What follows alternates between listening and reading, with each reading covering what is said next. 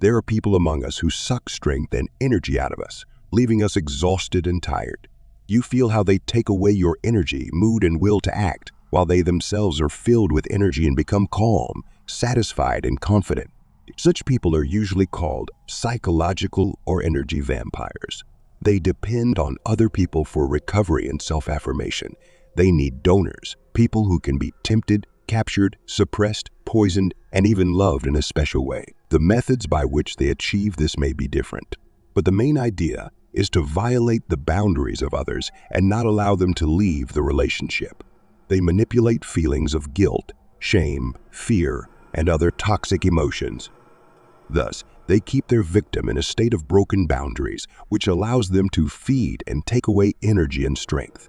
They enjoy it and are around, breathe it and consume it, violating our boundaries, but there is nothing we can do about it. They may just be chatterboxes, gossips, envious people, and other toxic personalities. These may be our friends, colleagues, acquaintances, or even close relatives who stay with us with endless, empty conversations about how bad and unfair everything is, about the problems that happen to them, and what it means and what needs to be done about it. We can't just stop communicating with them because it's uncompetitive and impolite. What if we offend a good person by refusing? As a result, we become infected with their sadness, anxiety, despondency, and our own powerlessness, and they keep us on a short leash, relying on our goodness, correctness, and perhaps on the fear of loneliness.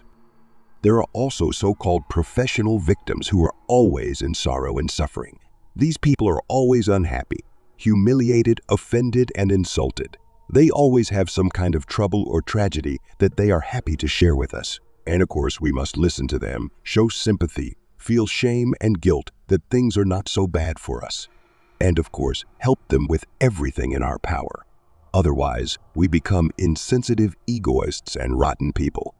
We are gradually infected with feelings of guilt and shame for our well-being, infected with loser and victim programs. And these people are always ready to take offense and shame us for our cruelty, mercilessness, and callousness. The third group of such people is the curious. They want to know every last detail about us, our work, money, plans, family, and so on.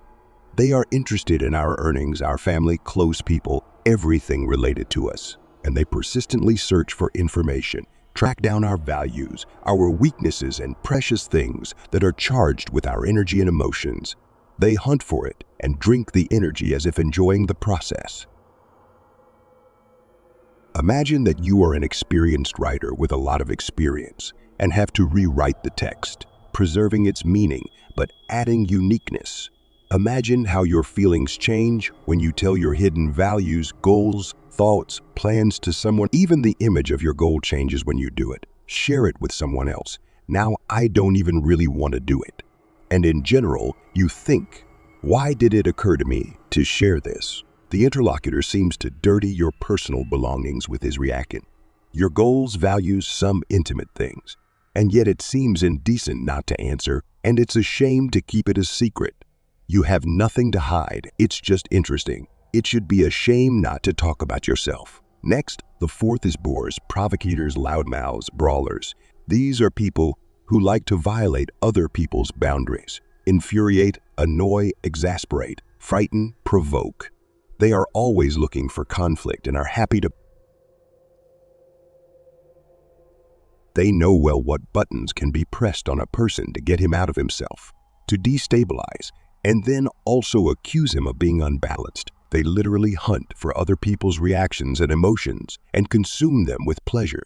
And their victims, their donors, are usually peaceful and diligent people who try to avoid conflicts and be good and correct, as their mother taught them. My mother's sake.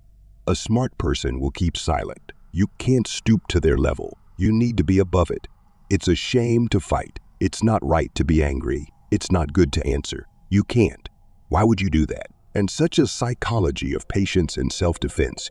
At the same time, if such a person has touched you and you have endured this emotion, this reaction, then you will bleed for a very long time and lose strength and energy and think about what you needed to say and how to respond so as not to offend. The fifth is our favorite tyrants, sadists, psychopaths, and others who take pleasure when others feel bad and who can't do anything about it.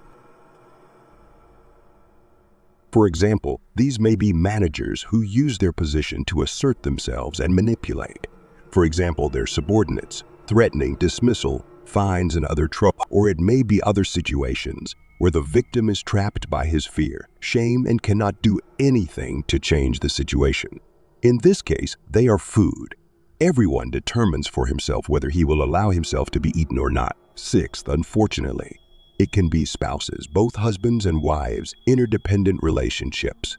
Healthy, nurturing, harmonious relationships are usually based on mutual support, where both give each other warmth, care, support, and remain fulfilled. But if a relationship is built on addiction, guilt, fear, or shame, then one will eat the other.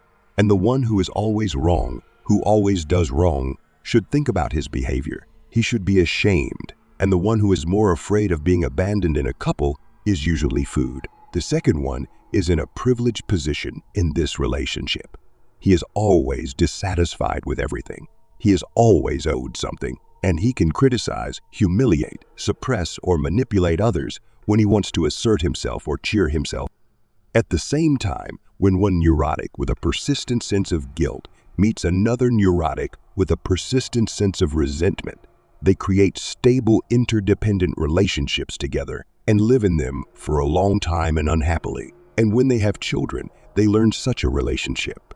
The seventh is moms, those moms who combine all the previous options, but wrapped in maternal love, care, warmth, or any other disarming form.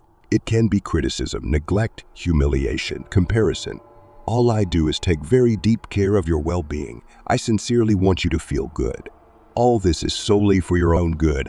I'm doing my best just for you because you're so important to me.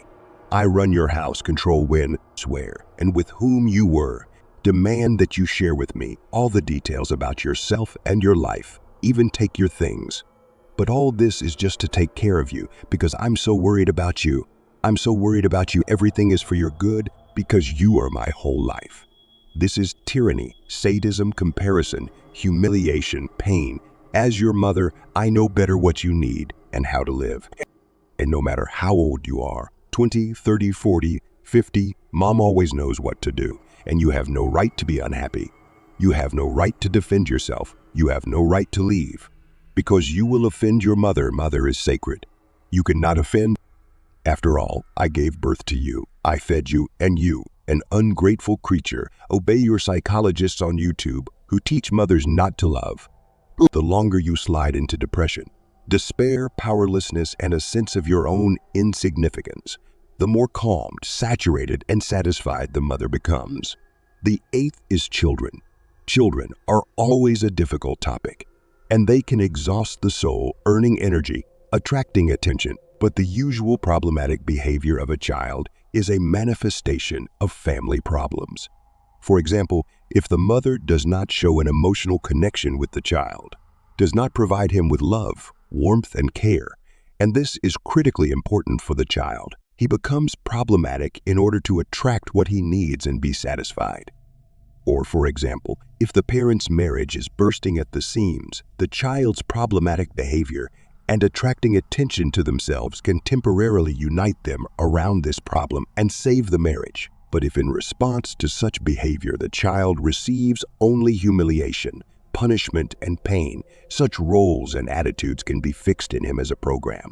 Thus, in a family, one of the tasks of a child is to learn how to set personal boundaries and see the boundaries in dysfunctional and problematic families. A child can become a pathological victim or a chronic energy vampire. And finally, there are professionals who do this consciously and professionally, train, apply various techniques of influence and manipulation of the interlocutor. In some areas, such skills are a mandatory competence. It is impossible to completely protect yourself from such an impact, since you will react to the presence of another person, his emotions and words. How to become more resistant to such effects. You can find in the material at the link in the description of this video.